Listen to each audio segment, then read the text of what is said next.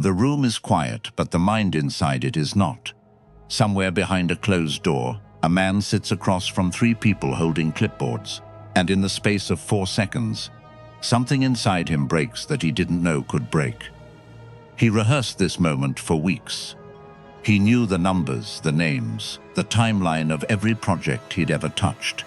And yet the second the first hard question lands, his mouth opens and nothing familiar comes out. Not a lie, not quite the truth either. Just static, a kind of internal fog rolling in over everything he thought he understood about himself only a moment before. This is the moment we're going to walk into today. Not the moment of failure itself, but the strange hidden machinery that produces it. The quiet betrayal that happens inside the human mind, exactly when we need it most. Because here is the unsettling truth. Most people never stop to examine. Your mind is not always on your side. We like to imagine the brain as a loyal advisor, a steady hand guiding us through storms, calculating risk, protecting us from danger.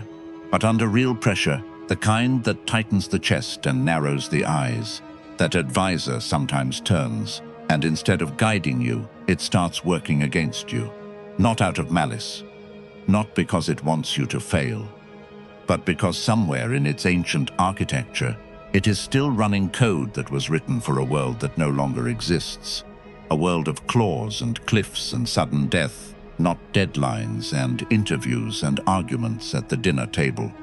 Picture, for a moment, a different scene. A young woman stands at the free throw line in the final seconds of a game that will decide a championship. She has taken this exact shot 10,000 times in practice, alone in an empty gym, when nothing was on the line and no one was watching. Her body remembers every detail, the bend of the knee, the flick of the wrist, the follow-through that ends with her fingers pointing toward the rim like a whispered prayer. But now the gym is not empty. Every seat is full, every eye is on her, and somewhere between the ball leaving the rack and the ball leaving her hands, something shifts. Not in her muscles, in her mind. And that shift is the story of this entire video. Because if we can understand what happens inside her head in that fraction of a second, we can understand why so many of us, in job interviews, in relationships, in courtrooms, in classrooms, feel the ground disappear beneath us exactly when we need it to hold firm. To understand this betrayal, we first have to understand what pressure actually is, biologically speaking. Pressure is not a feeling. Pressure is a signal, ancient and blunt, telling the body that something important is at stake and that failure carries a cost. The brain does not distinguish very well between the pressure of a predator crouched in tall grass and the pressure of a boss waiting for an answer in a conference room. Both trigger the same primitive alarm system, the amygdala, lighting up like a siren in the dark, flooding the body with cortisol and adrenaline, preparing muscles to run or fight, narrowing the senses down to whatever seems most immediately threatening. This is a beautiful system if you are being chased through a forest. It is a catastrophic system if you are trying to recall a complex financial model in front of a room of investors, because the very chemicals meant to save your life are the same chemicals that shut down the deliberate, careful, thoughtful parts of your brain, the prefrontal cortex, the seat of memory, judgment, and language, in order to prioritize speed over accuracy. This is the betrayal, and it is the cruelest one, because it happens exactly when we most need clarity. The moment the stakes rise, the very system responsible for our most sophisticated thinking begins to go quiet, handing control over to older, blunter parts of the brain that were never built for nuance. Scientists have watched this happen in brain scans, the prefrontal cortex, so active during calm, reflective thought, dimming under acute stress, while the amygdala brightens hungry and reactive. It is as if, in the moment you most need your wisest self, your mind quietly excuses him from the room and replaces him with a frightened animal wearing his coat. And this explains so much of what we call choking, that word we throw around so casually when an athlete misses an easy shot, when a student blanks on a test they knew cold the night before. When a person forgets the name of someone they've known for 20 years, the instant they're asked to introduce them at a party. We call it choking, as if it's a personal failure, a weakness of character, evidence that the person simply wasn't strong enough. But what if it isn't weakness at all? What if it's biology doing exactly what it was designed to do, just aimed at the wrong kind of threat? Let's go back to the woman at the free throw line, because her story reveals something even deeper than the chemistry of stress. It reveals the strange psychological trap of trying too hard to control something that only works when it isn't controlled at all. In the quiet of practice, her shot is automatic. It lives in a part of her brain called procedural memory, the same part that lets you tie your shoes without thinking, drive a familiar route without consciously steering, play a piece of music your fingers have memorized long before your mind ever memorized the notes. Procedural memory is fast, silent, and reliable, but it has one strange vulnerability. It breaks down the moment you consciously try to supervise it. Under pressure, the brain does something almost tragic in its logic. Sensing the stakes are high, it tries to help by paying closer attention, by consciously monitoring the very movements that were designed to run automatically. This is called the explicit monitoring theory, and it explains why so many skilled people fall apart in high-stakes moments, not because they lose their skill, but because they suddenly try to think their way through something that was only ever meant to be felt. The conscious mind barges into a room it was never invited into, and the moment it does, the fluid grace of instinct turns into the jerky, hesitant motion of a beginner. The woman's arm, which knew exactly what to do in silence, suddenly finds itself under surveillance, and in trying to protect the shot, her own mind sabotages it. There is something almost poetic in this, almost cruel, in the way certain tragedies are cruel, because it means the harder we try to force ourselves to perform under pressure, the more likely we are to fail, precisely because trying is the wrong tool for the job. We are taught from childhood that effort is always the answer, that if something matters enough, we should grip it harder, focus more intensely, will ourselves towards success through sheer determination.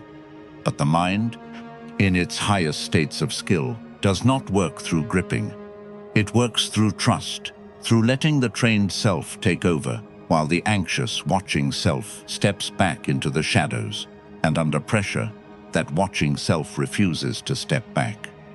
It leans in closer, breathing over the shoulder of the very part of us capable of succeeding, and in doing so, it chokes the life out of what should have been effortless. This same pattern shows up far beyond the basketball court, and once you see it, you start noticing it everywhere. In the musician who plays a piece flawlessly 100 times alone in her bedroom, only to stumble over the same passage the instant she steps onto a lit stage in front of strangers. In the surgeon who has performed a procedure 1,000 times, hands steady as stone, until the patient on the table happens to be someone he knows, someone whose face pulls his conscious mind into the operating theater when it should have stayed silent and trusted the hands. In the public speaker who can recite an entire speech in the shower with total ease, but freezes mid-sentence the moment 300 faces turn toward him under bright lights. In every one of these cases, the skill was never in question. What failed was the delicate, invisible balance between instinct and awareness, a balance so fragile that the simple act of caring too much about the outcome is often enough to destroy it. But there is a second betrayal, quieter than the first, and in some ways more insidious, because it does not announce itself with trembling hands or a racing heart. It hides inside the stories we tell ourselves in the moments before pressure arrives, long before the free throw line, or the interview chair, or the operating table ever enters the picture. Psychologists call this anticipatory anxiety, but you already know it by another name. The version of you that lies awake at 2 in the morning, rehearsing every possible way tomorrow could go wrong, building elaborate, vivid catastrophes out of nothing but imagination and fear. This mental rehearsal feels like preparation, It feels responsible, even wise, as though by imagining every disaster in advance, you are somehow inoculating yourself against it. But the brain does not always distinguish cleanly between an imagined threat and a real one. Each time you replay a feared failure in your mind, you are, in a very real physiological sense, practicing that failure, carving the neural grooves a little deeper, teaching your body what fear feels like in that specific context, long before the context ever arrives. This is why so many people walk into the very rooms they've dreaded already exhausted, already defeated, having lived through the disaster 100 times in their heads, before it ever had the chance to happen in reality. And when the real moment finally comes, the mind, primed and rehearsed, doesn't have to search far for the feeling of failure. It already knows exactly where that feeling lives, because it built the house for it weeks in advance. The betrayal here is subtle but devastating. We believe we are preparing ourselves by imagining the worst, when in truth we are often training ourselves to become fluent in exactly the kind of collapse we fear most. There is a particular kind of silence that falls over a person in the instant real pressure arrives. The interview question that lands wrong, the argument that suddenly turns personal, the diagnosis delivered in a doctor's flat, careful voice. And in that silence, something ancient takes over. Time seems to slow and speed up all at once. The senses sharpen around the threat and dull around everything else, which is why people in high-stress moments often remember astonishing, useless details. The exact color of a stranger's shirt, the hum of a fluorescent light, while forgetting entirely the thing they most needed to say. This tunnel vision is not a flaw in the system. It is the system working exactly as designed, sacrificing broad awareness for narrow, immediate survival, just as it would if a predator had suddenly appeared in the grass. But we are not usually facing predators anymore. We are facing our own reflections in a mirror held up by other people, and the tunnel vision that once saved our ancestors' lives now robs us of the very breadth of thought we need to navigate a modern crisis with grace. And yet, knowing all of this, knowing the chemistry, the biology, the ancient wiring beneath our modern struggles, there remains a strange and hopeful truth hidden inside the very same search that explains our failures. Because if the mind can be trained by fear through repeated imagined disaster, it can just as surely be trained by calm through repeated imagined success. This is not simple positive thinking, not some hollow slogan taped to a bathroom mirror. It is something closer to rewiring, a slow and deliberate process by which those who perform well under pressure, the surgeons, the athletes, the negotiators, the pilots who land planes with one engine gone, learn to simulate pressure in advance, deliberately and repeatedly, until the nervous system stops treating the high-stakes moment as novel and starts treating it as familiar. Fighter pilots train for engine failure, not by hoping it never happens, but by practicing it so many times in simulation that when it does happen, the body already knows the motions, and the conscious mind, instead of panicking, can stay quiet and let the trained hands do their work. This is the deeper secret behind those rare people who seem to grow calmer as the stakes rise, who somehow become sharper exactly when everyone else is falling apart. It is not that they feel no fear. Every account from these individuals, the elite athlete sinking the final shot, the hostage negotiator talking someone down from the edge, the emergency room doctor moving with eerie stillness through chaos, describes the same racing heart, the same tightening chest, the same flood of adrenaline that afflicts everyone else in a crisis. The difference is not in the body's alarm system. The difference is in what happens next, in the half-second choice, made almost unconsciously, to interpret that alarm not as a warning of danger, but as a signal of readiness. Psychologists call this reappraisal, and it may be one of the most quietly powerful tools available to the human mind. The same racing pulse that one person interprets as "I am about to fail" can be interpreted by another as "I am about to perform." And this single shift in labeling, not suppressing the fear, not pretending it isn't there, but simply renaming it has been shown again and again to change not just how people feel under pressure, but how well they actually perform. There is something almost redemptive in this discovery, because it means the mind's betrayal is not permanent, not fixed, not an inescapable sentence handed down by biology. The same nervous system capable of freezing a body in fear is equally capable, with practice and understanding, of channeling that very same energy into focus. The trembling hands of the interviewee and the steady hands of the surgeon may be running on nearly identical chemistry. The difference lives not in the absence of fear, but in the relationship each person has built with it over years of rehearsal, reflection, and quiet, deliberate exposure to the very pressure they once dreaded. So we return, finally, to that room with the closed door, to the man sitting across from 3 people with clipboards, his mind suddenly fogged in the instant he needed it clearest.